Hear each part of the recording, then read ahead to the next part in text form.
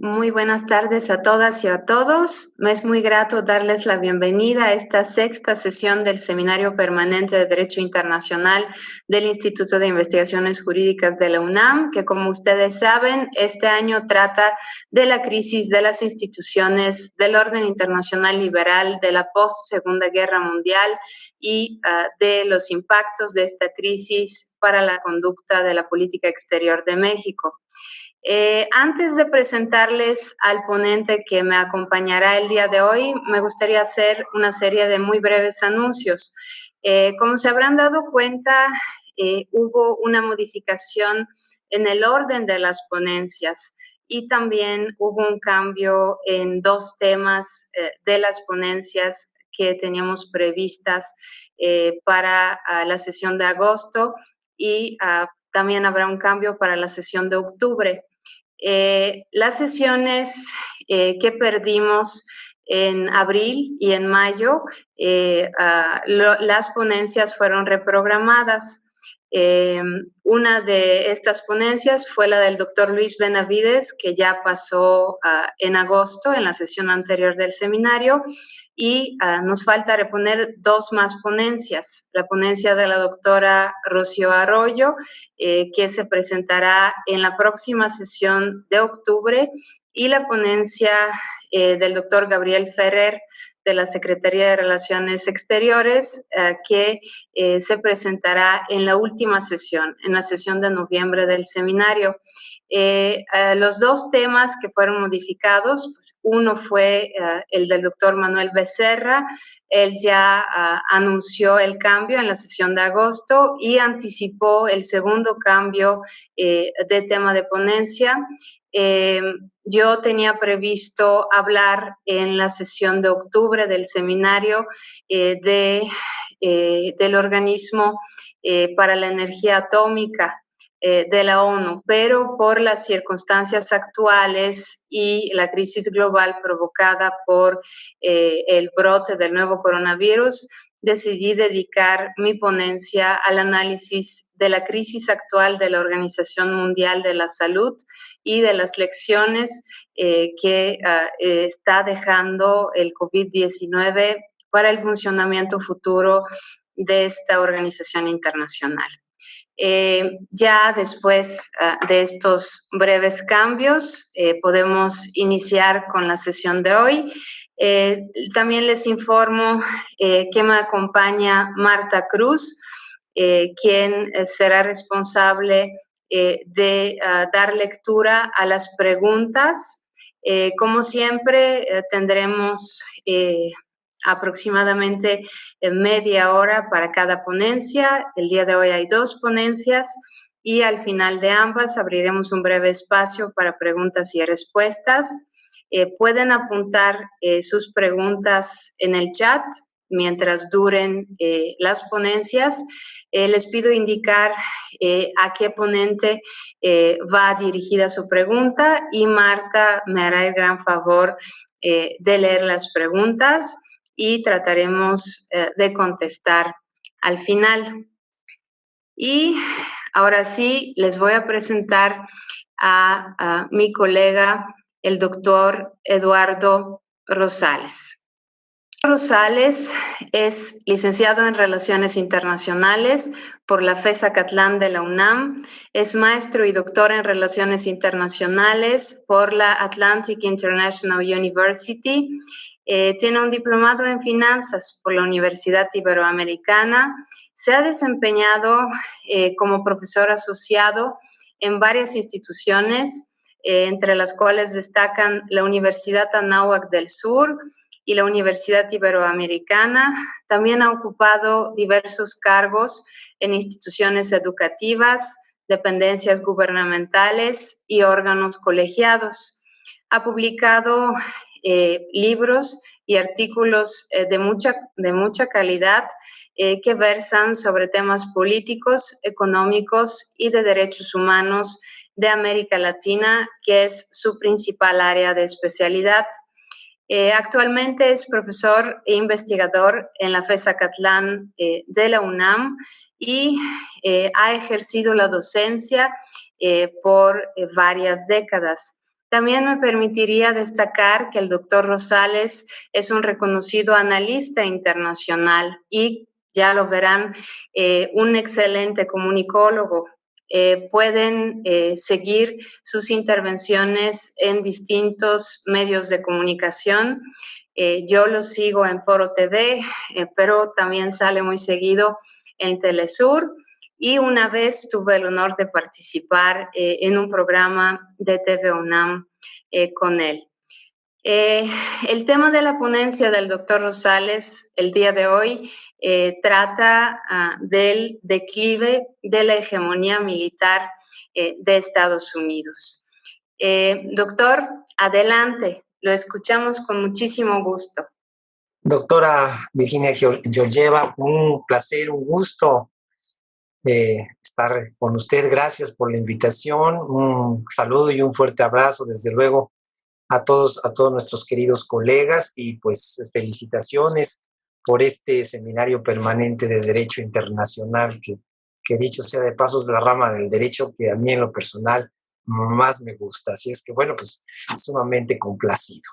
Bien, pues sin más y agradeciendo su gentil presentación, pues vamos a dar inicio a esta participación que he denominado.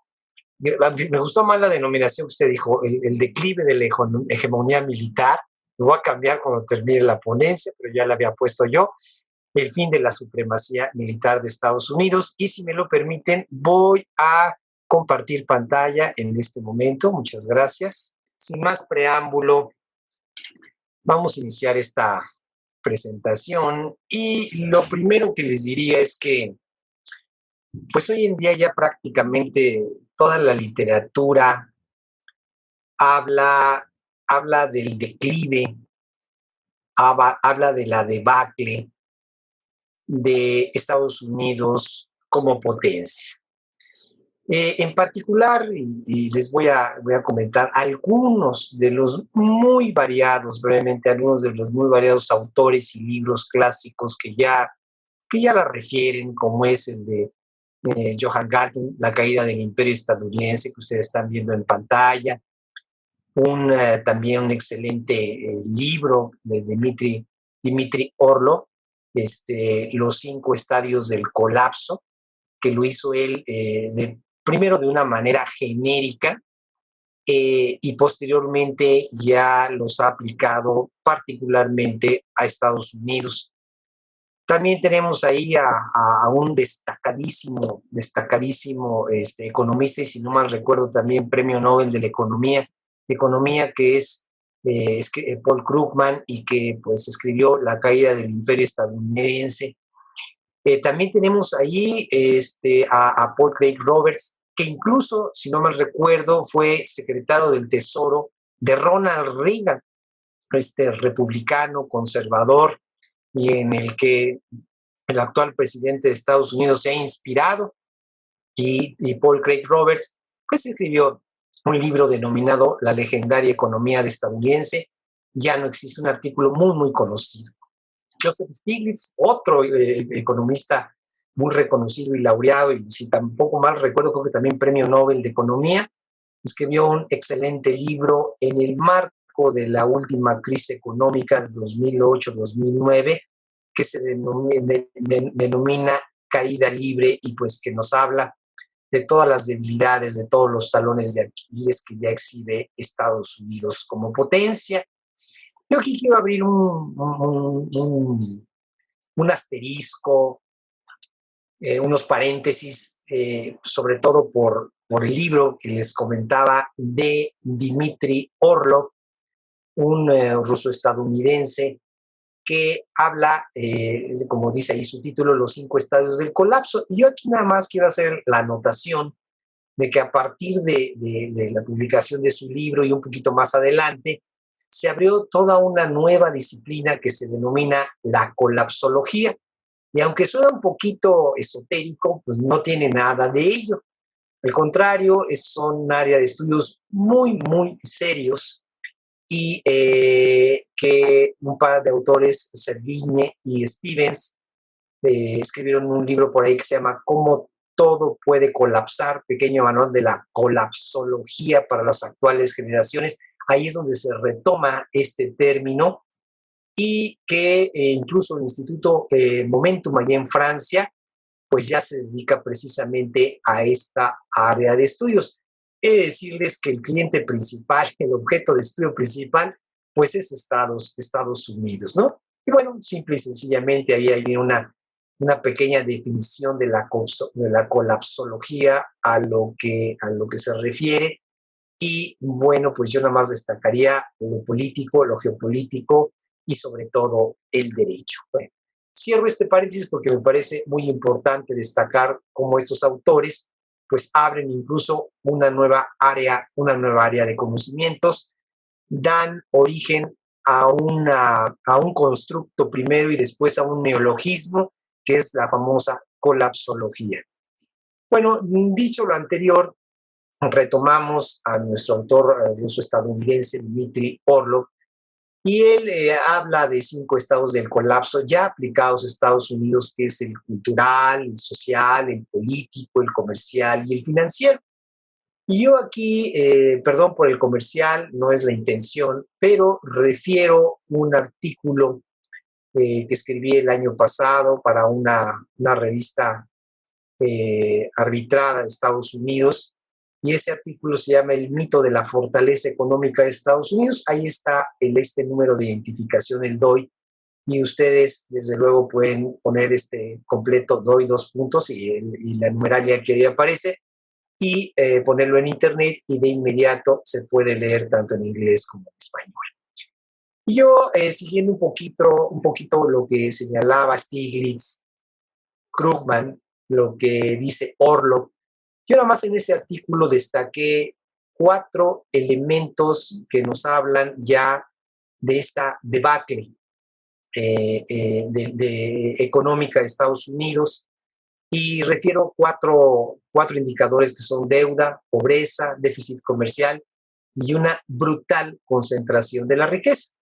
Nada más para, antes de entrar desde luego en el terreno de la hegemonía militar, yo quiero nada más comentarles esta cuestión de la deuda, seguramente un par de gráficas que dan cuenta que Estados Unidos francamente ya es un tigre de papel.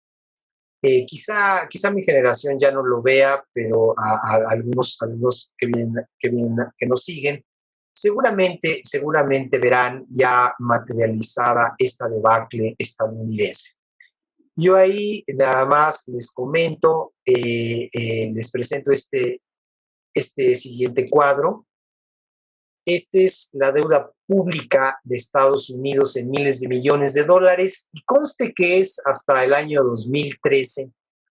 Si nosotros nos referimos al año de 2020, en el que estamos ubicados, ya la deuda de Estados Unidos es de alrededor de los 22 billones, estoy hablando con B, o sea, millones de dólares, una cifra, y conste que nada más estamos hablando de la deuda pública de Estados Unidos, verdaderamente impresionante y absolutamente impagable, que ya rebasa el Producto Interno Bruto de Estados Unidos.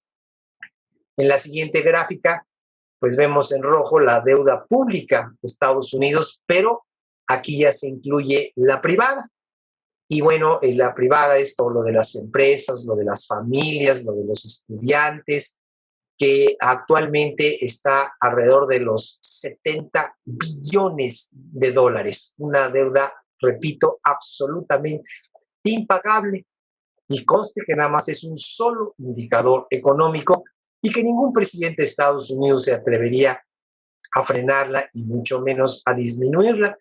Lo que han venido haciendo es patear el bote hacia adelante, y este par de gráficas nos da cuenta de un solo indicador en términos económicos de la problemática en la que se encuentra Estados Unidos. Y se rompe esa idea, pues, de que la primera potencia económica del mundo pues, tendría que ser la potencia acreedora, no la deudora. Y paradójicamente, su principal acreedor de Estados Unidos es China. Entonces, dicho lo anterior, vamos a irnos acercando al punto que queremos llegar. E incluso yo nada más referiría que los autores ya mencionados como que no ponen mucho énfasis en el cambio demográfico que está sufriendo Estados Unidos, es decir, cómo los blancos anglosajones y protestantes vienen a la baja y desde luego las minorías como la afroamericana, la latina y la asiática van al alza. De hecho, ya los latinos son la primera minoría en Estados Unidos por arriba, incluso de los afroamericanos. Pero bueno, tampoco hacen referencia a la debacle militar, que es precisamente el objeto y el centro de estudio de la presente, pues de la presente sesión. Y para ello, yo les diría que Estados Unidos, francamente, ya no gana guerras, y para ello, pues les puedo decir que ya tenemos muchos ejemplos, como Somalia en los 90 del siglo pasado, Afganistán a principios de este año. Bueno, Afganistán es la guerra más prolongada que ha tenido Estados Unidos en toda su historia. Ya casi van dos décadas y no le encuentra salida, y Afganistán está peor que nunca, además con un gasto altísimo, y no nomás me refiero a un costo económico, sino a un costo político y sobre todo a un costo en términos de vidas humanas. Irak, pues un verdadero desastre. Siria, ¿qué les puedo decir? Yemen, bueno, tremendo. Y aquí lo que alcanzamos a ver también es otro ejemplo, que es Libia, que llegó y desafortunadamente entra a Estados Unidos, y en todos estos 6 países es un verdadero y absoluto caos lo que deja Estados Unidos. Entra, genera el caos y se sale, y no le encuentra la solución ni la cuadratura al círculo, como se dice coloquialmente. Bueno, ya hasta los países como Cuba, casi con 60 años ahí de embargo económico, Venezuela, Corea del Norte o Irán, lo desafían, y conste que sobre ellos pesan enormes sanciones. Yo aquí quiero destacar que Estados Unidos ha cometido un error muy grave, y va en el sentido de generarse dos grandes enemigos, que son Rusia y China. Rusia, la principal, digamos, potencia geomilitar del mundo, y China, ya la principal potencia, o vamos a dejarle una potencia geoeconómica, y Rusia, para no decir la principal, hasta no argumentarlo, una potencia geomilitar. Entonces, lo que ha hecho es juntar a dos enemigos, y ahora en muchas cuestiones Rusia y China van tomados de la mano en contra de Estados Unidos. Bueno, entrando ya en términos militares, este par de actores han alcanzado, como bien lo señala ahí la primera línea de la diapositiva, logros sobresalientes en el desarrollo de armas hipersónicas y de alta tecnología. Y aquí vamos a referir solamente 3 armas que han desarrollado los rusos. La primera, pues este famoso misil intercontinental hipersónico, que es el Avangard. Este es precisamente, y yo lo estoy señalando aquí con el cursor, precisamente lo que es ese misil, este triangulito negro, Avangard, que como señala también, está provisto de ojivas nucleares y alcanza una velocidad de 30,000 kilómetros por hora. Es decir, que en 1 hora y fracción podría darle la vuelta a la Tierra. Penetra con relativa facilidad las baterías antimisiles enemigas. Un verdadero avance tecnológico de primer nivel, militarmente hablando, de los rusos. Aquí tenemos un segundo artefacto, que es un dron submarino denominado Poseidón. Ahí nos dice la velocidad que alcanza y lo que es capaz de portar. Entonces, un simple y sencillo torpedo, pero no. Lo que es repito, un dron que alcanza estas velocidades hasta hace poco tiempo inimaginables. Tenemos un tercer artefacto que pues ya más bien parece ahí de la guerra de las galaxias, el famoso cañón láser Peresvet, destinado, repito, a inhabilitar aviones y satélites en mí. Estados Unidos ya tiene una versión también de cañón láser, pero tecnológicamente inferior a la de los rusos. Lo que nos podemos dar cuenta con estos tres ejemplos es que Rusia le ha apostado alta tecnología a la calidad y no a la cantidad, ¿sí? Entonces, aquí vamos a ver. Ahora, por parte de China, bien desarrolló algo prácticamente idéntico, algo muy, muy similar al Avangard, y que es precisamente el WU-14. Es prácticamente una réplica del Avangard ruso. Y yo además aquí abro también un pequeño asterisco para decir que Xi Jinping, el actual presidente chino, pues presentó en 2019 su madre de todas las bombas, que es muy superior a la que Trump hizo estallar allá en Afganistán al principio de su administración, y que quiso, pues francamente, mostrar músculo militar, pero China de inmediato ha respondido con esta madre de las bombas. También los chinos pues han desarrollado casas de química de manera impresionante, que desde luego ya superan a la aviación estadounidense. También aquí vemos un cuadro comparativo, y aquí, si alcanzan ustedes ver en el cursor, este es el famoso T-50 ruso, que pues qué desafortunado que sea un arma de guerra, pero que supera en velocidad, maniobrabilidad, armamento y capacidad destructiva a las versiones estadounidenses más avanzadas, como estos dos, el F-35 y el F-22, y ni qué decir de los rusos, que ya están con este tipo de aeronaves, repito, con una tecnología verdaderamente impresionante. Debe decirles también que este centro de el nuevo Centro de la Seguridad de América, pues ya realizó simulaciones en computadora. Ustedes lo ven ahí en este primer renglón, Estados Unidos contra Rusia y China. Y bueno, aquí lo que se encontró fue que Estados Unidos pierde en todos los dominios: tierra, mar, aire, espacio, y bueno, hasta en el ciberespacio. Incluso Estados Unidos hace algún tiempo creó la 10ª flota.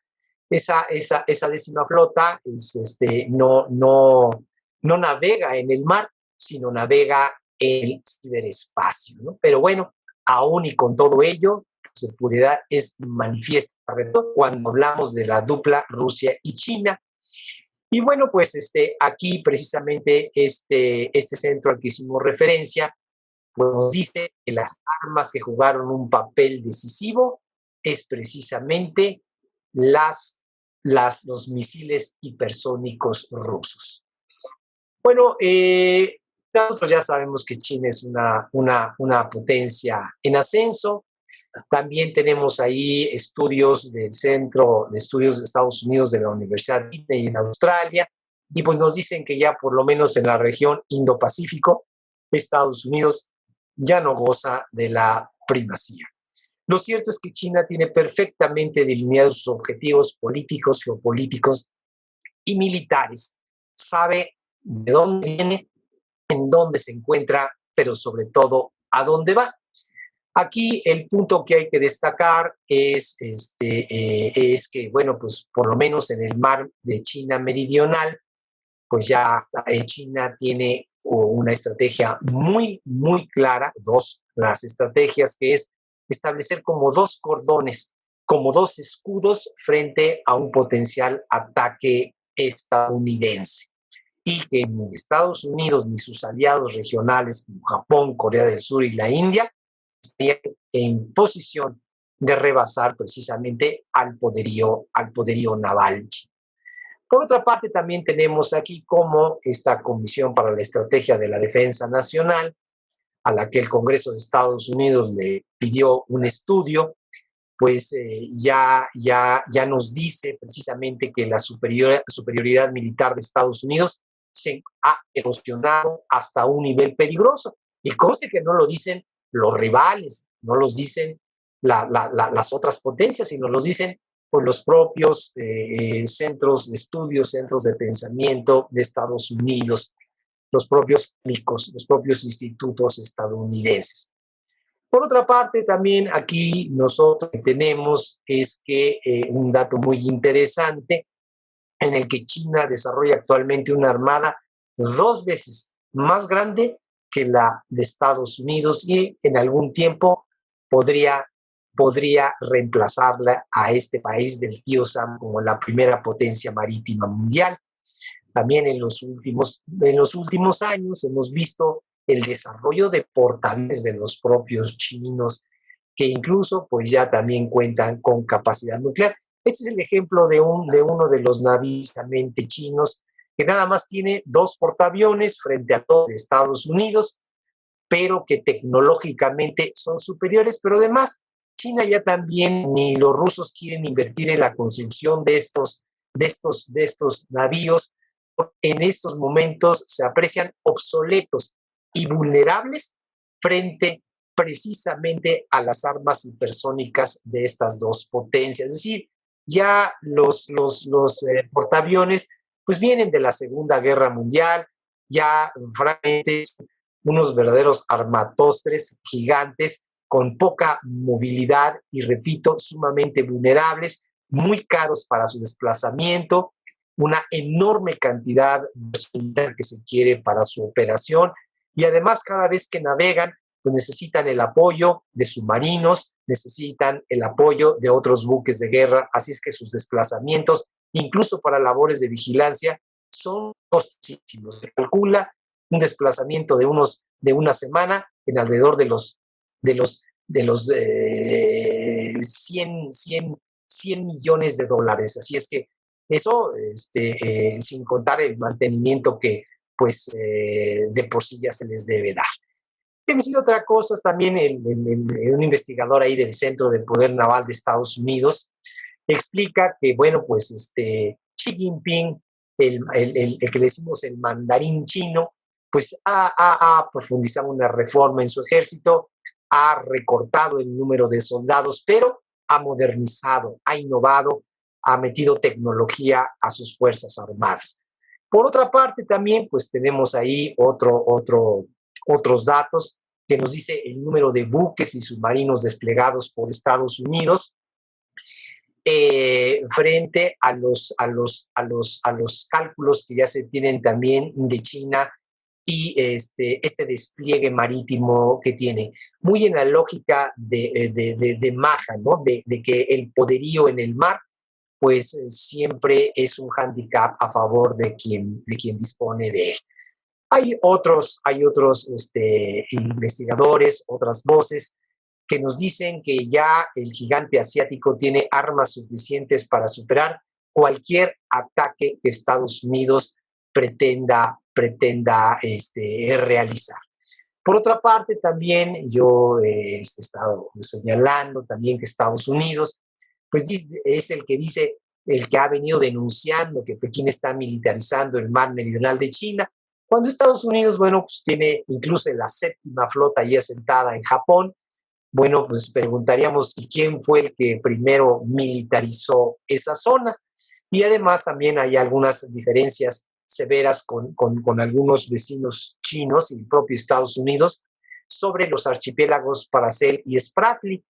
Y bueno, déjenme decirles que aquí lo sorprendente, lo maravilloso, lástima que se refiere a una cuestión de guerra, pues es que China pues ya ha desarrollado, ya ha construido incluso bases militares. Bueno, primero ha hecho las islas y en esas islas ha construido bases militares. Ahí tenemos un ejemplo, ¿no?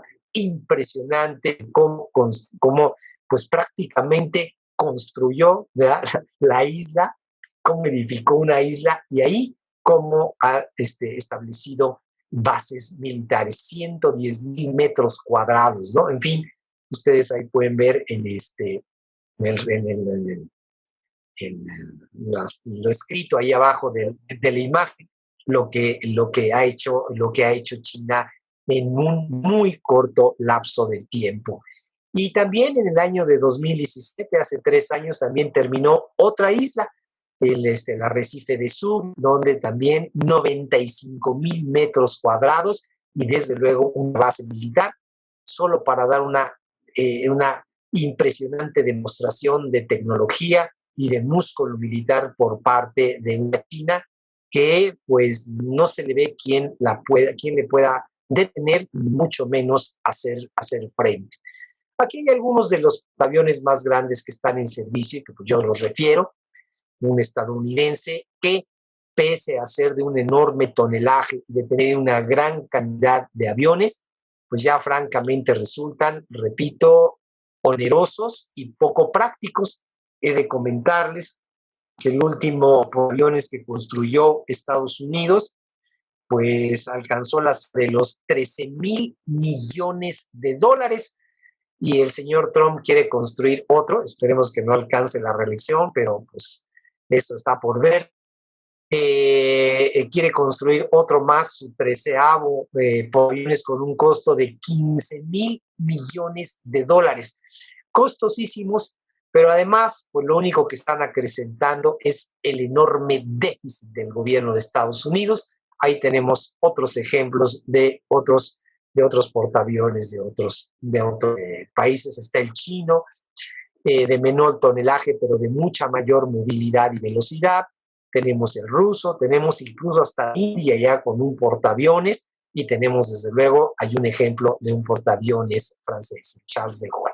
Bueno, déjenme comentarles ahí también que algunos aspectos de Rusia, por ejemplo, que tiene una enorme cantidad de fuerzas terrestres, y bueno, aunque Estados Unidos la supera, pues ya en términos del número de tanques, bueno, pues los rusos son los número 1, superando incluso a China y a los propios Estados Unidos. En fin, también Estados Unidos, aunque supera a Rusia en sus capacidades militares de aviones y helicópteros, de decirle que los artefactos rusos y chinos están más avanzados en términos tecnológicos.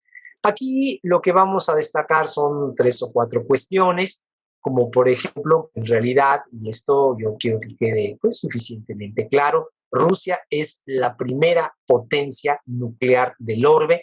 Ahí tenemos el número de ojivas nucleares, que son de 1,735 frente a las estadounidenses, que por cierto están llevando a cabo un programa de modernización de su programa nuclear impresionante, pero que desde luego los rusos lo han superado incluso a un menor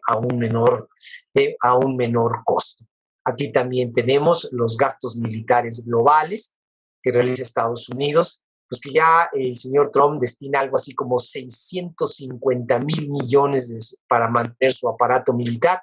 Es el presupuesto de gasto de Estados Unidos en materia militar. Es impresionante, es muy grande, y se ha constituido en el primer rubro del gasto público estadounidense. Sin embargo, en términos porcentuales, pues los chinos, los rusos y los indios siguen incrementando, repito, en términos porcentuales, incrementando exponencialmente su gasto militar.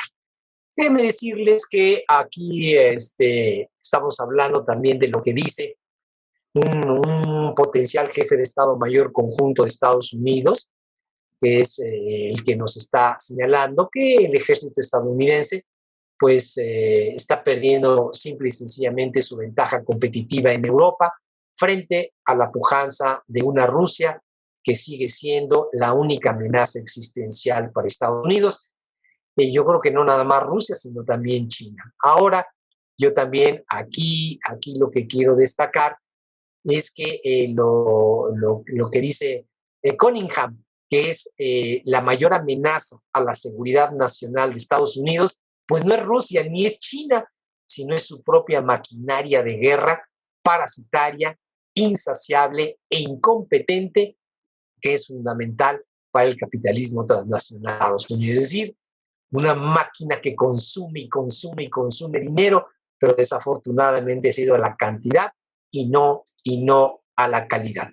Brevemente, ya para prácticamente cerrar esta ponencia, vemos el poderío militar de Estados Unidos y Rusia, en el que hay rubros en los que efectivamente Estados Unidos es muy superior a Rusia, pero hay que tomar en cuenta que Estados Unidos tiene dos grandes enemigos, esta pareja diabólica, si me permiten el término, de Rusia y China, este dúo dinámico que se ha unido para enfrentar a una Estados Unidos en decadencia. Aquí también tenemos, pues, si vemos ya para terminar, el poderío militar de Rusia y el poderío militar de China. Y si juntamos estos dos y lo vemos en perspectiva, evidentemente Estados Unidos queda en clara desventaja. Eso es en este momento, pero como hemos venido observando, las perspectivas pues no son nada halagüeñas para un Estados Unidos que política, social, económica, cultural, ideológicamente viene en decadencia. Y desde luego fue el objeto de esta pequeña conversación. Militarmente está más bien cediendo ya el paso a los que serán pues sus sustitutos en términos del poderío militar planetario en las próximas décadas, que son Rusia y China. Así de oscuras para Estados Unidos son las perspectivas y así es la realidad para el resto del mundo. Doctora Georgieva, creo que ya me estoy excediendo, ya me estoy pasando, mil disculpas, pero a veces uno como que se emociona con lo que está diciendo, claro. Y aquí pues hay que respetar los tiempos. Gracias, doctora, qué gentil. Muchísimas gracias, doctor Rosales. Qué interesante ponencia, qué datos tan duros, tan impresionantes. Y por supuesto que esta pérdida de hegemonía militar de Estados Unidos tiene muchísimas implicaciones para la crisis del orden internacional liberal, que como nosotros hemos estado discutiendo en el seminario, ha sido un orden esencialmente construido sobre la base de la hegemonía estadounidense. Entonces, con el declive de la hegemonía militar y de la hegemonía política, ideológica, económica, todos esos rubros que usted mencionó, pues queda claro que todo el orden internacional liberal entra en una crisis y estamos asistiendo a un muy importante movimiento de placas tectónicas en el equilibrio de poderes que impactan muchísimo también en el derecho internacional. Y yo quisiera hablar precisamente de una de las consecuencias de la pérdida de hegemonía militar de Estados Unidos, que se traduce en la crisis de la OTAN. La OTAN, que se ha considerado como una de las instituciones pilares del equilibrio militar en el orden internacional liberal de la post-Segunda Guerra Mundial, ha entrado en una etapa que ha sido calificada por el presidente francés Emmanuel Macron como muerte cerebral. Entonces también voy a permitirme compartir una pantalla. Bueno, pues la OTAN a sus 70 años, la muerte cerebral de una organización intergubernamental. Esta breve reflexión se basa en un artículo que se acaba de publicar precisamente la semana pasada en la Russian Law Journal. El artículo se titula así, La muerte cerebral de la OTAN, una perspectiva jurídica, y también me permito mencionar que la Russian Law Journal es una publicación académica seria. No vayan a pensar que es dirigida por el Kremlin. Aunque mi postura en este punto especial es plenamente coincidente con la del Kremlin. Bueno, ustedes saben que la OTAN se ha creado en 1949 como uno de los principales pilares del orden internacional liberal de la post-Segunda Guerra Mundial. La OTAN es una alianza militar que establece un sistema regional de seguridad colectiva entre Estados Unidos, Canadá y 29 estados europeos, 22 de los cuales son miembros de la Unión Europea. Entonces, pueden ver que prácticamente todos los países miembros de la Unión Europea son también miembros de la OTAN. Durante los primeros 40 años de su existencia, que coincidieron con la época de la Guerra Fría, su principal objetivo era defender la soberanía y la integridad territorial de los aliados europeos de las ambiciones políticas y militares de la ex Unión Soviética. Después de la caída del muro de Berlín y del fin de la Guerra Fría, que marcó la victoria de Estados Unidos sobre la Unión Soviética y también marcó el inicio de una fase particularmente fuerte de la hegemonía de Estados Unidos en el orden internacional liberal. Bueno, en este periodo la OTAN intervino principalmente en conflictos internos en el territorio de estados no miembros de la alianza. Realizó operaciones militares en Bosnia y Herzegovina a finales de los 90. En 2001, la OTAN activó por primera vez su sistema de seguridad colectiva porque intervino en legítima defensa de uno de sus miembros, Estados Unidos, y después de los atentados del 11 de septiembre acompañó, ayudó, apoyó a Estados Unidos en su guerra contra Afganistán. En 2011, y ya lo mencionaba el doctor Rosales, la OTAN intervino en Libia por autorización expresa del Consejo de Seguridad y apoyó a los grupos rebeldes. La intervención terminó con la muerte del coronel Muammar Gaddafi y después de esta intervención, como también lo mencionaba el doctor Rosales, Libia fue sumida en el caos y la no gobernabilidad. 5 años después de la intervención en Libia, poco tiempo después también de la elección de Donald Trump como presidente de Estados Unidos, la OTAN comenzó a presentar síntomas de desintegración y polarización de las relaciones entre sus miembros y, como ya lo mencioné, en la última cumbre de la OTAN en Londres en diciembre de 2019, el actual presidente francés, Emmanuel Macron, se atrevió a decir que la OTAN se encuentra en una muerte cerebral y que tal vez sería mejor poner fin a sus sufrimientos y a su agonía. La crisis de la OTAN ha sido analizada principalmente por expertos en política internacional y ha recibido poco interés en la doctrina del derecho internacional. El Tratado del Atlántico Norte, que es el tratado constitutivo de la OTAN, es uno de los tratados más breves, más cortos en toda la historia del derecho internacional. Tiene alrededor de 15 artículos, ¿no? Y queda en 2 páginas. Y como lo veremos más adelante, es tal vez también el tratado más violado en la historia del derecho internacional. La brevedad de las disposiciones jurídicas esconde la naturaleza altamente política de la OTAN. Incluso los trabajos preparatorios de este tratado fueron secretos, mantenidos confidenciales y secretos por muchos años y se revelaron muy recientemente. No obstante, la muerte cerebral de la OTAN se explica también no solo por consideraciones políticas, sino también jurídicas. La OTAN goza de un estatus especial en el derecho internacional del orden internacional liberal de la post-Segunda Guerra Mundial. Este estatus especial le ha permitido a la OTAN violar constantemente no solo su propio tratado constitutivo, sino también muchas otras normas y principios del derecho internacional, incluyendo reglas de jus cogens, que son las normas de más alta jerarquía o el verdadero orden público internacional. No obstante, el estatus especial de la OTAN le ha permitido violar el derecho internacional sin asumir ninguna consecuencia negativa por su actuar internacionalmente ilícito. El estatus de la OTAN en el derecho internacional le permite imponer, por medio del uso de la fuerza, el respeto del derecho internacional a otros, pero sin que la OTAN respete el derecho internacional ella misma.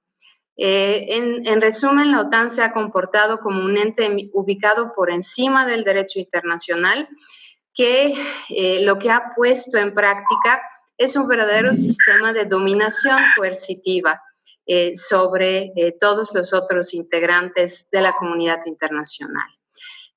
Voy a tratar de demostrar estas afirmaciones un poco fuertes.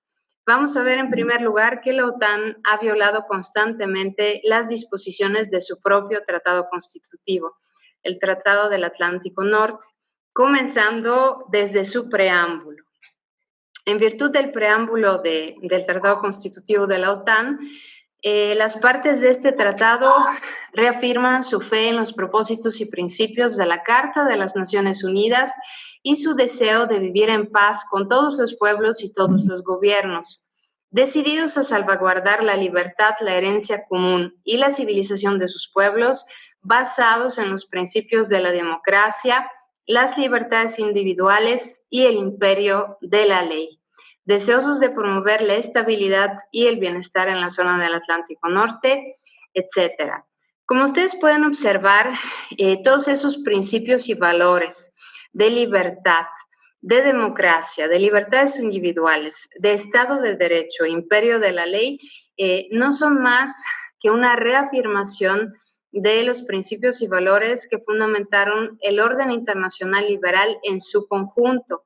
Y también sabemos que estos valores y libertades son los valores y libertades de la cultura política y jurídica de Estados Unidos, que ha tratado de exportarlos y de imponerlos a veces en el resto del mundo. Estos valores, los del preámbulo del Atlántico Norte, se invocan constantemente respecto a los no miembros de la OTAN. En primer lugar, para ingresar, para ser miembro de la OTAN, se exige que se respeten los principios de democracia, los valores de la libertad, del respeto de los derechos fundamentales, del Estado de Derecho en general. Estos valores fueron invocados en las últimas adhesiones de países a la OTAN, en particular fueron países balcánicos. Macedonia y Bosnia y Herzegovina son los últimos dos miembros de la OTAN. Por otro lado, la OTAN ha tratado de implementar estos principios y valores durante sus operaciones de mantenimiento de la paz. Ha creado la NATO Rule of Law Field Support Mission y, por ejemplo, en Afganistán ha hecho muchos esfuerzos para restablecer el Estado de Derecho, el respeto de los derechos humanos. Por supuesto que estos valores de la libertad, de la democracia, del Estado de Derecho, del tío Sam, para utilizar el término del doctor Rosales, son invocadas constantemente también respecto al principal enemigo de la OTAN, a la Rusia de Vladimir Putin. Se ha criticado mucho al giro autoritario que dio Putin a sus constantes reelecciones, a la falta de respeto de los derechos humanos, a la censura de la prensa, y se ha considerado que esta disminución en el respeto de los valores liberales en Rusia explica en buena medida la mayor enemistad de Rusia con la OTAN. Pero desafortunadamente, vamos a verlo, los valores del preámbulo del Atlántico Norte ya no son violados solamente por Rusia y por Vladimir Putin. Los propios países miembros de la OTAN en la actualidad están violando estos principios y valores. Partidos autoritarios y populistas han reemplazado la democracia liberal en muchos países de Europa Central y Oriental, Hungría, Polonia, Eslovaquia, la República Checa y, aunque me duela decirlo, Bulgaria también. Ha habido victorias electorales de partidos en países de Europa Occidental también, de partidos con discursos xenofóbicos como el Front National en Francia, el Movimiento de 5 Estrellas en Italia, la Freedom Party en Austria. Uno de los miembros de este partido era un nazi, un ex-nazi, ¿no? A tal punto ha llegado esta este renuevo de los discursos xenofóbicos y racistas. Turquía es miembro de la OTAN. ¿Qué ha pasado en Turquía después de la presidencia de Recep Tayyip Erdogan? Pues también un severo alejamiento de los valores democráticos y del Estado de Derecho. En Estados Unidos, después de la elección de Donald J. Trump, también discursos xenofóbicos y racistas en lo interno, constantes ataques hacia la OTAN, humillaciones de los aliados europeos en lo externo. Donald Trump declaró una guerra comercial contra Europa. Le dijo a Angela Merkel que Alemania se había vuelto un cliente cautivo para Putin porque es demasiado dependiente del gas ruso. Dijo en términos tan sencillos que NATO es as bad as NAFTA. NAFTA ya no existe, no sabemos qué va a pasar con la OTAN, que es demasiado costoso para Estados Unidos. Y esto, por supuesto, que es cierto. Estados Unidos es el principal contribuyente financiero a la OTAN. Pero no solamente dijo que es demasiado costoso, sino que también amenazó a los aliados europeos de retirarse de la OTAN si estos no aumentaban sus contribuciones financieras a la alianza. Y esto es algo bastante más grave, porque otros presidentes también habían dicho que Estados Unidos mantiene a la OTAN, pero de ahí a amenazar con el retiro pues, es otro tipo de discurso diplomático. ¿Qué ha pasado en la Unión Europea después del Brexit? Están aumentando las tendencias de desintegración que podrían tener un efecto dominó, y como 22 países miembros de la Unión Europea son también miembros de la OTAN, pues estas tendencias desintegracionistas podrían alcanzar a la OTAN y podríamos hablar del NATIX, o bueno, ustedes pongan un nombre. Por otro lado, la OTAN ha violado los artículos 1 y 7 de su propio tratado constitutivo. En virtud del artículo 1 del Tratado del Atlántico Norte, las partes se comprometen a resolver por medios pacíficos cualquier controversia internacional en la que pudieran verse implicadas, de modo que la paz y la seguridad internacionales, así como la justicia, no sean puestas en peligro, y a abstenerse, sobre todo esa última parte que importa, y a abstenerse en sus relaciones internacionales de recurrir a la amenaza o al empleo de la fuerza de cualquier forma que resulte incompatible con los propósitos de las Naciones Unidas. Este artículo retoma la gran prohibición del uso de la fuerza en el ámbito de las relaciones internacionales que se establece en el artículo 2.4 de la Carta de la ONU y debe ser interpretado de conformidad con los artículos 33.1 y 51 de la Carta. Si se interpreta este artículo de conformidad con las disposiciones de la Carta de la ONU, resulta que la OTAN, como cualquier otro sujeto del derecho internacional, no puede recurrir a la fuerza de no ser en ejercicio del derecho de legítima defensa. Legítima defensa individual, en virtud del artículo 51 de la Carta de la ONU, o legítima defensa colectiva, ejercida por el Consejo de Seguridad de la ONU sobre la base del capítulo 7 de la Carta. La OTAN, como ya lo dijimos, es un sistema regional de seguridad colectiva y la Carta de la ONU establece que estos sistemas regionales pueden funcionar solamente de manera compatible con las normas y principios y los propósitos de la Carta en materia de mantenimiento de la paz. En consecuencia, para que la OTAN use la fuerza armada en el ámbito internacional, se tienen que cumplir las condiciones que se establecen en el derecho internacional para el ejercicio de legítima defensa. 1. La organización o uno de sus miembros tiene que ser víctima de un ataque armado. 2. La legítima defensa tiene que ser necesaria, inmediata y proporcional al ataque armado. Y 3, si no se cumple ninguna de las condiciones anteriores, la OTAN puede actuar en legítima defensa y usar hacer uso de la Fuerza Armada si así lo autoriza el Consejo de Seguridad de la ONU a través de una resolución obligatoria.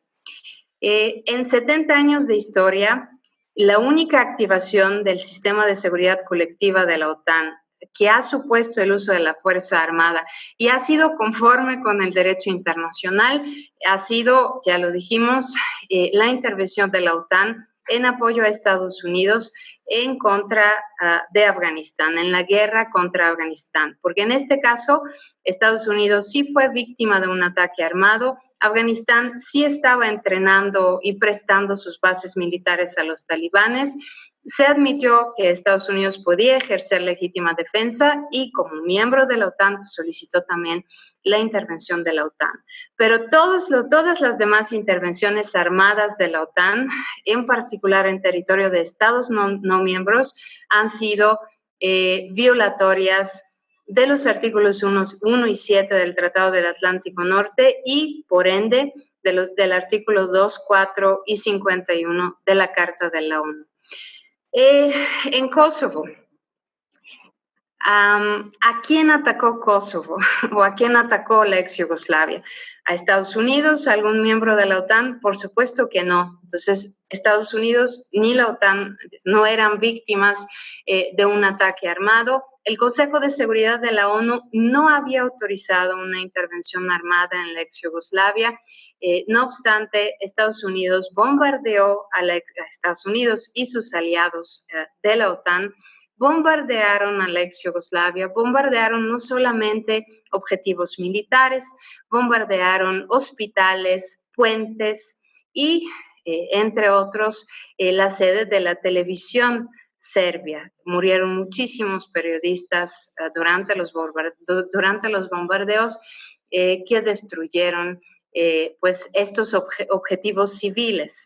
Entonces, hubo una violación no solo de las normas del derecho internacional que regulan el uso de la fuerza, las normas del jus ad bellum, sino también del derecho internacional humanitario o jus in bellum.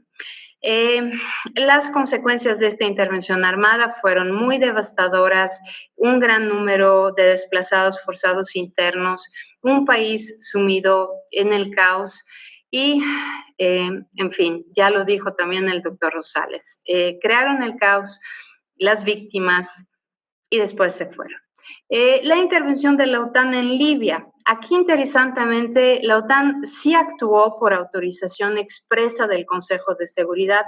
El Consejo de Seguridad adoptó una resolución en la que solicitaba a la OTAN proteger a los civiles en el conflicto en Libia. ¿Qué hizo la OTAN?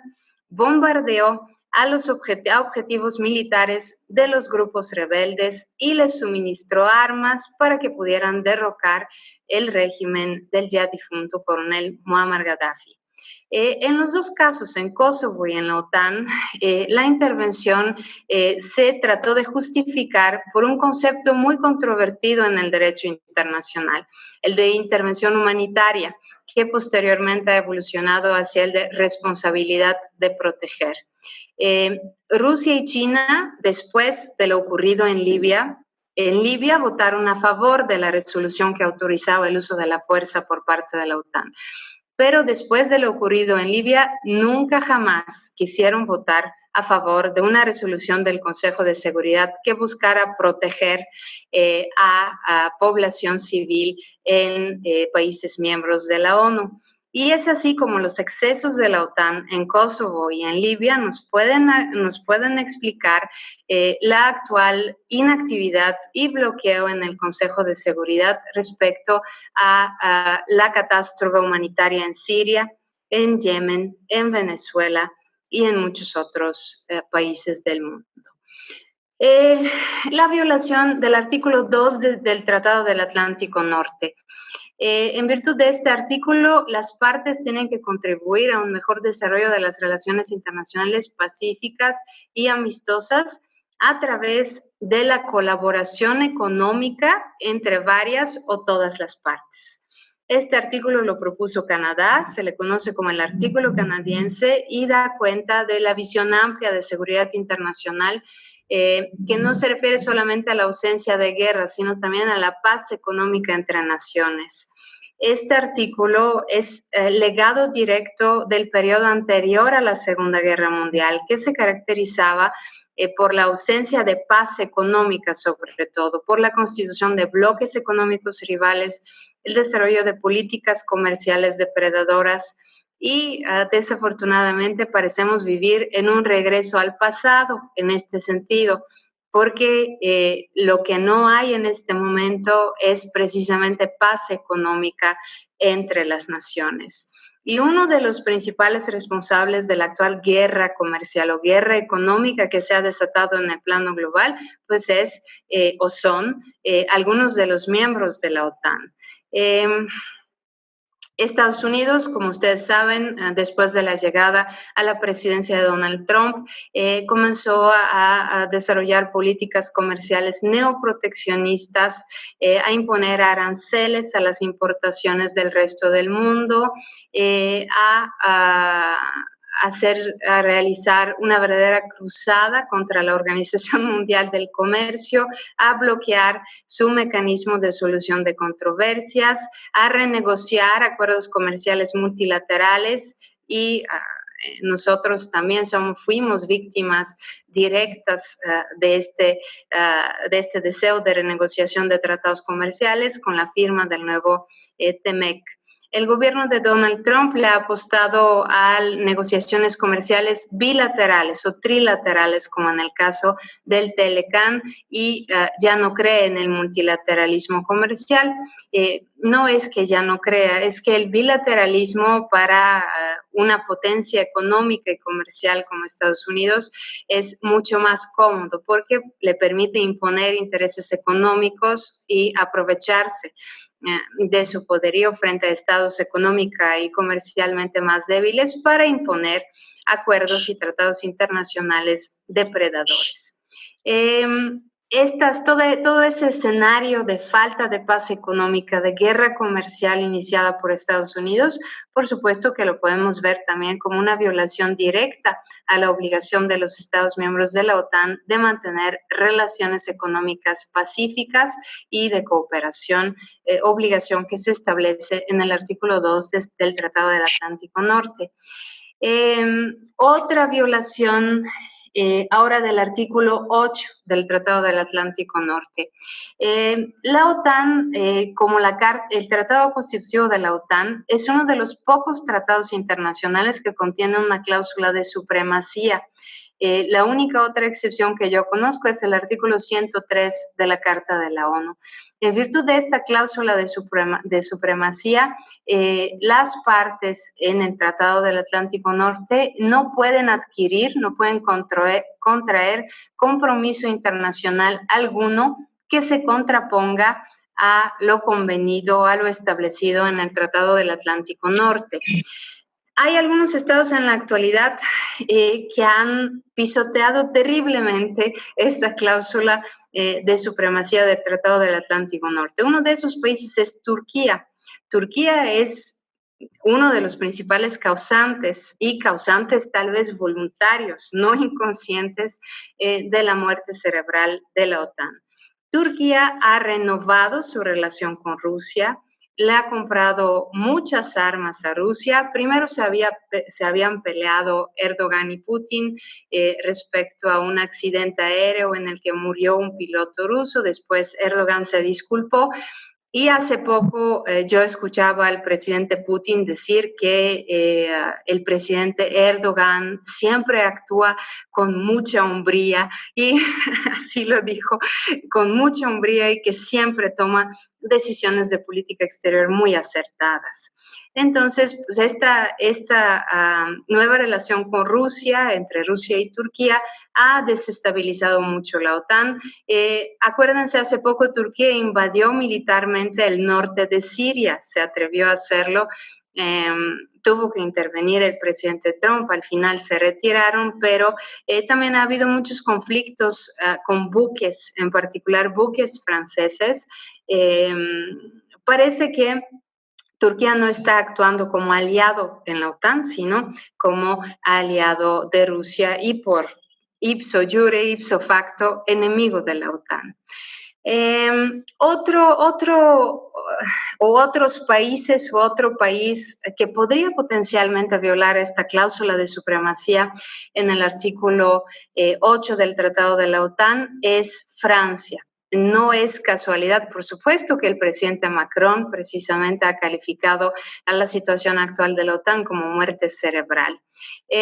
Algunos países europeos liderados por Francia han decidido mirar hacia adentro para su defensa y han revivido un antiguo sueño del continente europeo, el de tener a su propio ejército. Hubo un proyecto de creación del ejército europeo en 1954, pero este proyecto al final fue abandonado.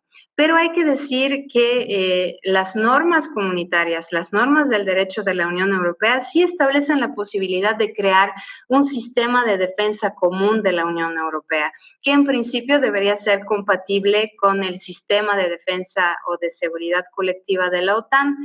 Pero una vez que este sistema se cree, estaremos cada vez más cerca a la existencia de un ejército europeo y la seguridad de Europa ya no estará, ya no dependerá tanto de la ayuda estadounidense. Hay que decirlo, el doctor Rosales también mencionaba, Estados Unidos es el país que más invierte en defensa militar. Los países europeos, todos unidos, los 27 países miembros de la Unión Europea unidos, no pueden conseguir tantos recursos para su defensa militar como los que reciben de parte de Estados Unidos. Entonces todavía hay una dependencia fuerte, pero el futuro, o por lo menos la postura actual del presidente francés y de otros líderes europeos, apunta en el deseo de Europa de liberarse de la protección que le brinda la OTAN y Estados Unidos. En 2015, cuando los atentados terroristas en París y en Niza, en Francia, Francia solicitó ayuda a la Unión Europea, solicitó que se activara la cláusula de defensa común en los tratados de la Unión Europea y no solicitó para nada la intervención de la OTAN, y esto también es muy significativo en este sentido. Bueno, ya vimos todas estas terribles violaciones, no solo del Tratado del Atlántico Norte, también de normas del derecho internacional humanitario, de normas de jus cogens. También podemos encontrar violaciones de normas de derecho penal internacional por parte de la OTAN. Pero lo que parece paradójico desde el punto de vista jurídico es que la OTAN nunca ha asumido ni una sola consecuencia negativa por violar estas normas y principios del derecho internacional.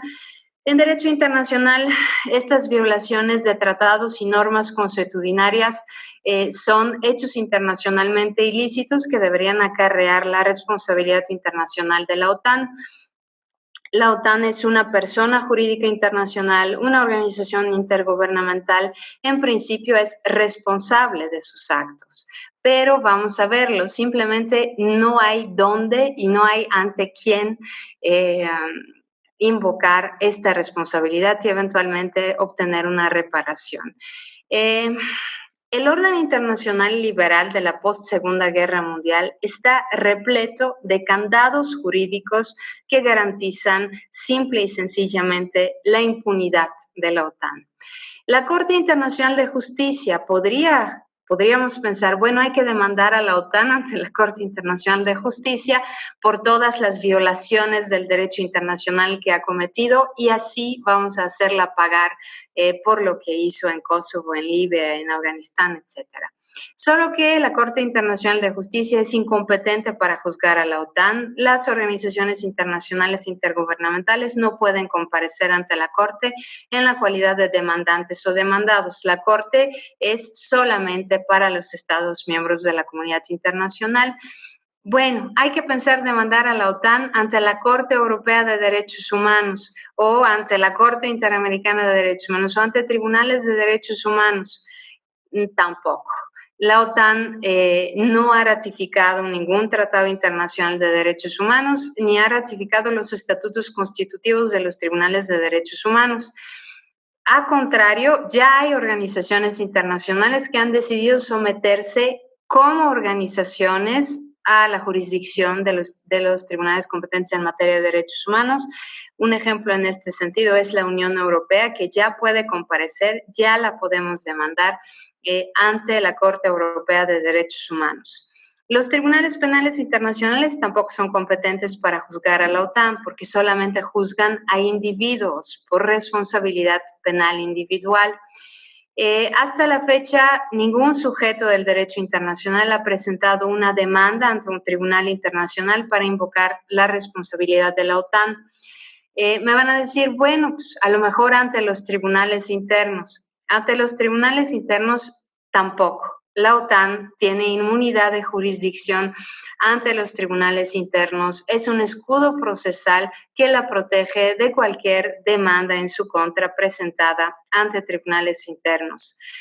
La OTAN hubiera podido crear su propio tribunal interno para recibir demandas individuales y conocer de casos de su responsabilidad internacional. No lo ha hecho y pienso que no lo hará. Aquí pueden ver cómo hay una seria violación del derecho humano al juez. Las víctimas del actuar internacionalmente ilícito de la OTAN no pueden demandar a esta organización internacional ni obtener reparación a los perjuicios que eventualmente han sufrido. La OTAN se compone de estados. Sería teóricamente posible invocar la responsabilidad internacional de los estados miembros de la OTAN, pero de nueva cuenta se presenta el problema de saber ante quién demandar a los estados miembros de la OTAN. La Corte Internacional de Justicia ahora sí es competente para conocer de casos en contra de Estados miembros de la OTAN. No obstante, vean el caso Legalidad del uso de la fuerza, en el que la ex Yugoslavia demandó a varios Estados miembros de la OTAN y la Corte Internacional de Justicia se estimó incompetente por cuestiones que no tengo el tiempo de tratar. Los tribunales regionales de derechos humanos también son competentes para juzgar a los Estados miembros de la OTAN, pero vean los casos Behrami y Saramati.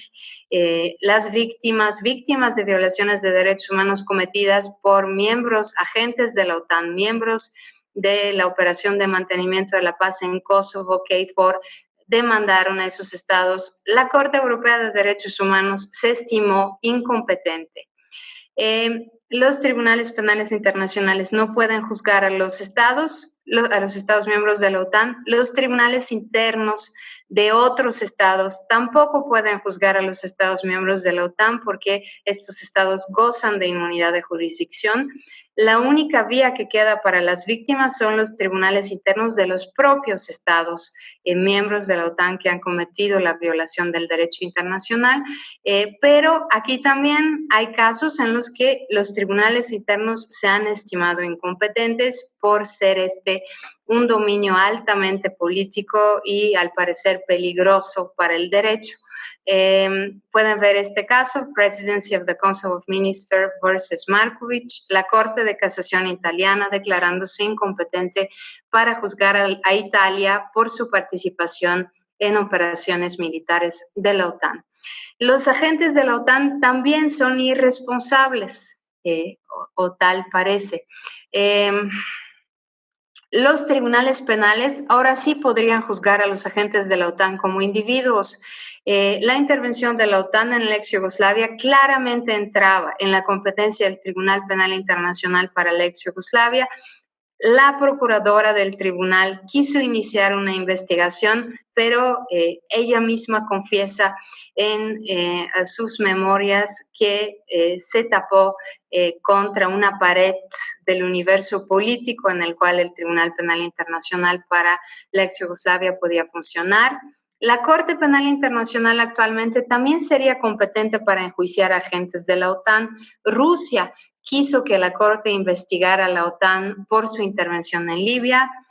Nunca llegó, hasta la fecha no ha llegado el caso de Libia ante la Corte Penal Internacional por lo que hizo la OTAN, pero podemos ver un rayo de luz después de la decisión histórica de la Corte Penal Internacional de abrir una investigación en contra de Estados Unidos en el caso Afganistán. Ante tribunales internos tampoco se puede demandar a los agentes de la OTAN porque gozan de inmunidad de jurisdicción. Solamente se pueden demandar a esos agentes ante los tribunales internos de su propio estado de origen, pero en estos casos, como son militares, son tribunales militares y esta siempre es una justicia de excepción. No se pueden imponer sanciones a un Estado miembro que viola las disposiciones del Tratado del Atlántico Norte. Este simplemente no contiene una posibilidad de sanciones y tampoco se pueden imponer sanciones. Ustedes saben que a veces el Consejo de Seguridad de la ONU puede imponer sanciones a estados u organizaciones internacionales que violan las normas relativas a la prohibición del uso de la fuerza. En el caso de la OTAN no se puede, ¿por qué? Simplemente porque 3 países miembros de la OTAN son también miembros permanentes del Consejo de Seguridad y por supuesto que habría un veto. El Consejo de Seguridad puede referir un caso a la Corte Penal Internacional, pero por la misma razón nunca lo ha hecho ni lo haría tratándose de intervenciones de la OTAN. En conclusión, ¿qué podemos ver? Estas constantes violaciones del derecho internacional por parte de la OTAN han afectado gravemente la legitimidad del actuar de esta organización internacional y han corroído desde dentro y desde fuera la voluntad, la disposición de los estados de cooperar con la organización en el logro de sus fines y objetivos. ¿Cuál es el problema? Y esta también es la principal causa de la muerte cerebral de la OTAN. Esta impunidad de la OTAN en el derecho internacional se toleraba o era admitida porque se sustentaba en la hegemonía, entre otros, militar de Estados Unidos en el orden internacional liberal de posguerra. La modificación del equilibrio de poderes, el declive o el fin, aquí podemos discutir con el doctor Rosales, de la hegemonía militar de Estados Unidos, ha afectado esta base política del estatus fuera del derecho internacional de la OTAN. La OTAN podría renunciar a todos esos privilegios exorbitantes y podría remediar a su propia impunidad, por supuesto. Puede haber muchas reformas jurídicas, por ejemplo, puede crear un tribunal interno, puede ratificar la Convención Europea de Derechos Humanos. Los miembros permanentes del Consejo de Seguridad, que son miembros de la OTAN, podrían renunciar a ejercer su derecho de veto. Podría el Consejo de Seguridad referir el caso de Libia, Afganistán, en fin, estamos en, sí se podría. El problema es que nunca se haría. ¿Por qué? Porque en el derecho, como en la vida social, la renuncia a privilegios casi nunca ocurre porque son fuentes de poder. Y también porque en la OTAN se aplica la regla del consenso en la toma de decisiones. Cualquier reforma jurídica implicaría el acuerdo unánime de todos los miembros de la OTAN. En la perspectiva política, pues dichas reformas son aún más utópicas porque supondrían un suicidio político y la renuncia a privilegios que han sido ganados a precio de guerra. Todas estas consideraciones vuelven muy incierto el futuro de la OTAN. Sería todo por mi parte y ahora tenemos muy buen tiempo para preguntas y respuestas. La primera es para el doctor Rosales. ¿Qué desafíos enfrenta América Latina frente al declive militar de los Estados Unidos de América? Por aquí yo creo que es una espléndida pregunta. Y antes que nada diríamos que las afectaciones para América Latina serían diferenciadas. Es decir, no a todos les va a afectar de la misma manera. Ya desde hace algún tiempo hay algunos países que han escapado, digamos, a la hegemonía, al dominio económico de Estados Unidos. Y con ello se han zafado un poco la presión política y militar de ese país. Me refiero, por ejemplo, a Argentina, me refiero, por ejemplo, a Venezuela, me refiero, por ejemplo, a Bolivia. Y bueno, pues hasta había países que verían eso de una manera maravillosa, como Cuba, ¿no? Que ya casi 60 años de sanciones económicas, ¿no? De un bloqueo económico bárbaro. Entonces, habría países que no tendrían tantas implicaciones porque además, pues no dependen ya de Estados Unidos. Hace tiempo que han escapado de ese centro gravitacional y ya están con vínculos muy estrechos, por ejemplo, con China. Habría otros países que tendrían fuertes impactos, como por ejemplo México, ¿no? Qué triste, qué penoso, qué indignante, porque México, antes de lo militar, yo hablaría de lo económico, pues es una economía subordinada y dependiente en lo absoluto de Estados Unidos. Incluso muchas decisiones de política interna, pues no se toman, bueno, antes no se tomaban en Los Pinos, ahora no se toman en Palacio Nacional, sino se toman en Washington, ¿sí? Entonces, esto sí sería un poquito, ¿ves? ¿Sí? Además, perdónenme el paralelismo, a lo mejor es muy burdo, pero sí ejemplificativo. Pues tenemos un edificio de 100 pisos al lado de México, que es Estados Unidos, y nosotros somos un edificio una casa de 3 pisos. Así es que si se desmorona y se cae ese edificio, bueno, las afectaciones en todos sentidos serían muy, muy fuertes para nuestro país, ¿no? Es decir, ojalá y no lo vea yo, ¿no? Pero sí,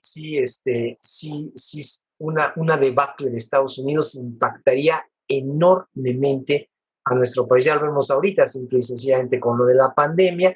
Ahora, imagínense ustedes la debacle, pero yo creo que no solamente militar, sino hay que verlo de manera integral. La debacle de la potencia hegemónica a la que México ha estado, que ha sido su satélite. Me cuesta trabajo decir esto, pero hay que ser muy sinceros y muy autocríticos. Es Estados Unidos, digamos, el centro gravitacional, y hay dos países, en principio, desde luego, que son los más cercanos, que es Canadá y México, pues que están, tienen un movimiento de traslación alrededor de Estados Unidos. Entonces, sí, una caída, una debacle de Estados Unidos, los primeros afectados sería desde luego nuestro país. Entonces, sí, aquí, repito, habría afectaciones diferenciadas en este sentido para los países, ¿no? Y además, pues, si militarmente cayese Estados Unidos, quedaríamos a expensas, incluso hay que pensar en términos de la geopolítica, quedaríamos expensas de otras potencias en ascenso. Así es que yo creo que aquí esto sí sería de pronóstico reservado. Ok, muchas gracias, doctor. La siguiente pregunta también es para usted. Okay. Y dice, ¿qué tan benéfico es que existan varias potencias militares en el mundo? Es que es también una pregunta interesantísima. Y yo, antes que nada, señalaría que la actuación de Estados Unidos militarmente hablando, pues ha violado una vez sí y otra vez también el derecho internacional. Ya lo ejemplificó con la OTAN, la doctora Georgieva, de una manera muy clara, muy precisa, muy contundente. Desafortunadamente, cuando hablamos de superpotencias, realmente hablamos de arbitrariedad, hablamos de impunidad, hablamos de violación al derecho internacional. Ninguna de las últimas intervenciones de Estados Unidos, de las más recientes, por lo menos a excepción de la de Afganistán, que acertadamente lo señaló la doctora Georgieva, pues estuvieron avaladas por la Organización de las Naciones Unidas y por lo tanto alejadas del derecho internacional. Pero bueno, ya centrándonos en esta cuestión, pues yo diría que es, digamos, relativamente deseable, ¿sí? Hasta cierto sentido, que exista un equilibrio de poderes en el mundo. Si nosotros nos remontamos un poquito a los años 90, con la caída de la Unión de Repúblicas Socialistas Soviéticas, pues Estados Unidos se convirtió en la única superpotencia del mundo, ¿no? E incluso hizo resurgir aquel concepto de la unipolaridad. una unipolaridad que muy desafortunadamente lo que viene a acentuar es asimetrías, incluso y arbitrariedades, imposiciones, intervenciones.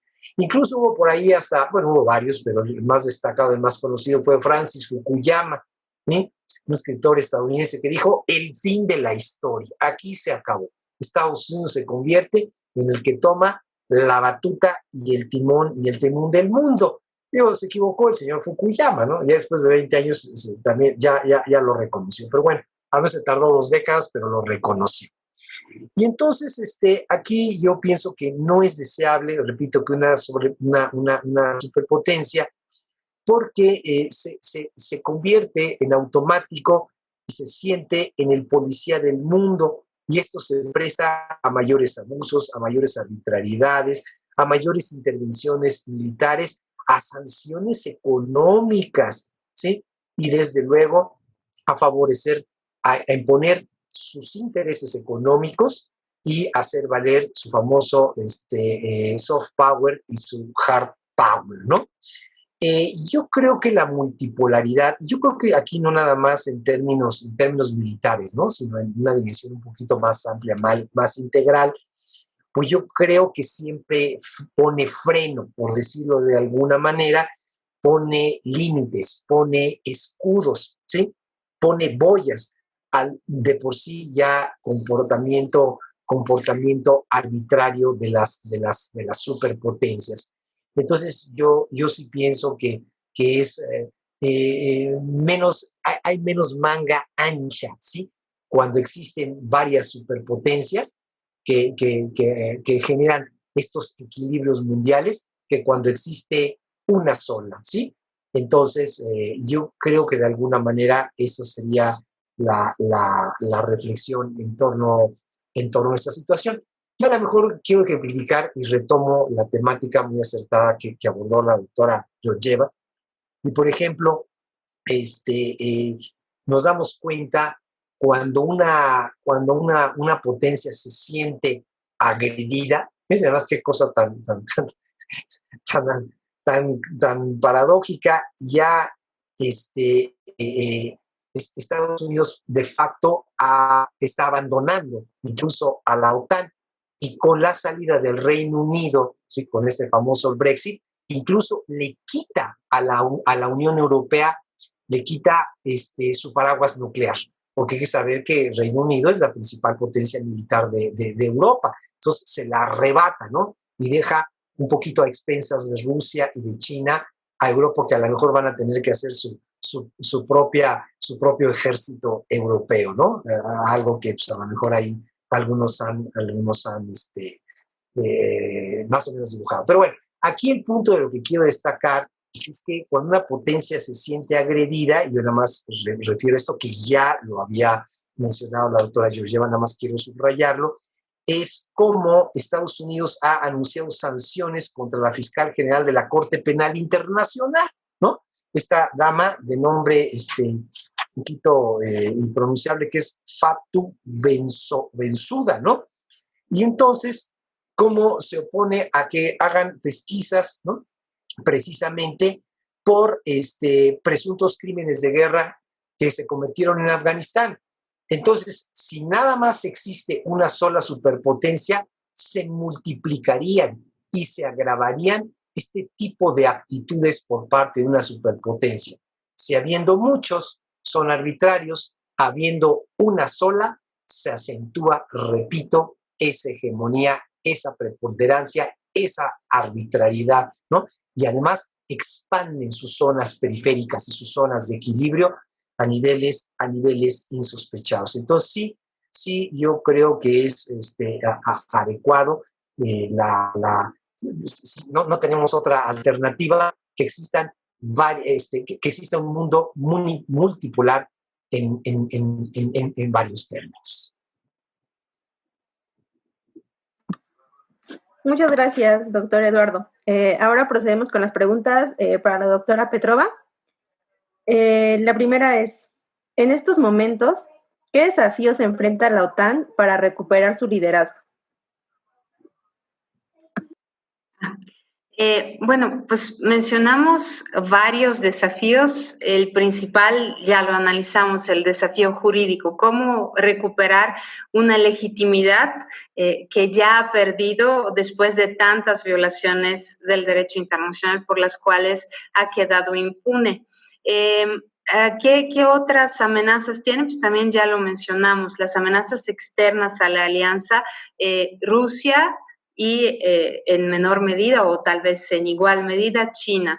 Entonces, amenazas internas, desintegración interna, declive de la hegemonía del principal socio, del leadership de Estados Unidos en la OTAN, y en lo externo, China y Rusia. Estos podemos verlo como las principales amenazas, los principales retos que enfrenta la OTAN en la actualidad. ¿Cómo podría recuperar su liderazgo? Escuchando también con mucha atención las reflexiones del doctor Rosales, yo me atrevo a ser pesimista y a decir que nunca jamás va a volver a recuperar. El doctor Rosales me hace señal que él también es pesimista, o a lo mejor eso es ser optimista. Entonces, nunca jamás podrá recuperar el liderazgo que había tenido en materia de seguridad, simplemente porque el liderazgo que ejercía o la dominación coercitiva que ejercía en tiempos pasados, eso se realizaba en un escenario unipolar y con el principal polo de poder liderando a la OTAN. Ahora estamos en un escenario multipolar, en un nuevo equilibrio de poderes. Y también simplemente ya no tiene el liderazgo la OTAN en materia militar. Vimos, ha perdido Estados Unidos la hegemonía militar. El buque francés Charles de Gaulle no se compara con las islas de China. Entonces, probablemente haga lo que haga, nunca podrá recuperar su liderazgo pasado. ¿Qué le podemos recomendar para que por lo menos no deje de existir? Yo creo que eso se lo podemos recomendar también a nosotros mismos, ser más autocrítica, ¿no? Nunca o muy raras veces se ha visto que la OTAN admita que haya cometido violaciones del derecho internacional, y desde que se ha creado en los años 50 ha adoptado muy pocas reformas sustanciales. Su tratado constitutivo nunca jamás se ha tocado, y pues ya esas normas jurídicas que regulan su actuar en el plano internacional se revelan caducas. Entonces sí tiendo a ver un escenario muy sombrío para el liderazgo de la OTAN. Gracias, Marta. Ok, doctora. Esta pregunta se formula para los dos. Y es la siguiente. Con los recientes cambios en la política turca y la creación de un ejército para la defensa de la península arábiga, haciendo a un lado a los cascos azules, ¿consideran ustedes que Turquía abandonará la OTAN? Y eso da pauta a la creación de otra organización internacional que abarque los países de la península arábiga, Turquía y África del Norte. Primero las damas. De acuerdo. De acuerdo. Sí, definitivamente. Opino que Turquía se va a salir de la OTAN, o si no se sale, los otros socios la van a invitar amablemente que se salga. Y en materia de seguridad, sí estamos viendo una mayor regionalización de los esquemas de seguridad. El Consejo de Seguridad de la ONU, que ha sido el principal policía del orden internacional liberal, se ha mostrado incapaz de garantizar la seguridad en la península arábica, el conflicto en Yemen, el conflicto entre Arabia Saudí y Emiratos Árabes Unidos. Algunos lo califican de la tercera guerra del Golfo. ¿Dónde ha estado el Consejo de Seguridad? ¿Dónde ha estado la OTAN? Todas esas regiones del mundo, Siria, inclusive Medio Oriente, todas esas regiones del mundo pues, han sido abandonadas tanto del Consejo de Seguridad como de la OTAN. Y yo sí pienso, la Unión Africana también, la Unión Africana ha creado su propio sistema de defensa, tiene una cláusula sobre la responsabilidad de proteger que se debe implementar en caso de conflictos internos que supongan la comisión de actos de barbarie en contra de la población civil. Entonces, sí, los estados en general están retomando su soberanía en este ámbito tan vital que es la seguridad.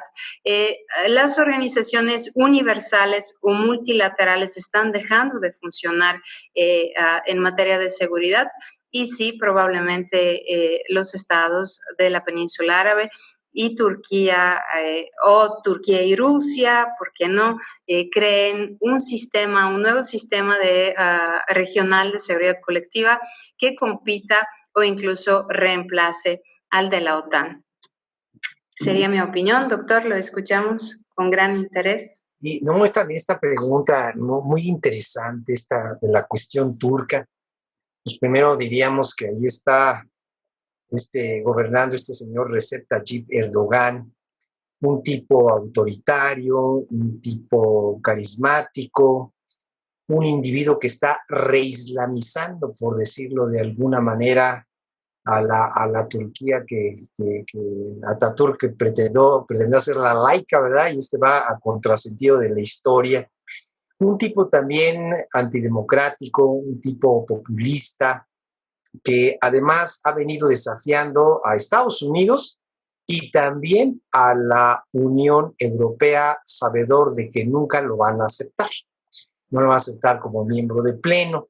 Bueno, hasta ha chantajeado, ¿verdad?, a la propia Europa y le dice, si tú no accedes a determinadas cuestiones, pues yo abro la puerta y que se vayan los migrantes que yo tengo aquí en campos de refugiados a Europa. Entonces es un individuo que se maneja en esos términos y que no me extrañaría que en algún momento pudiera contribuir también a la fractura de la propia Unión Europea, ¿no? Y sí, yo coincido plenamente con la doctora Georgieva en que pueden surgir otro tipo de organizaciones.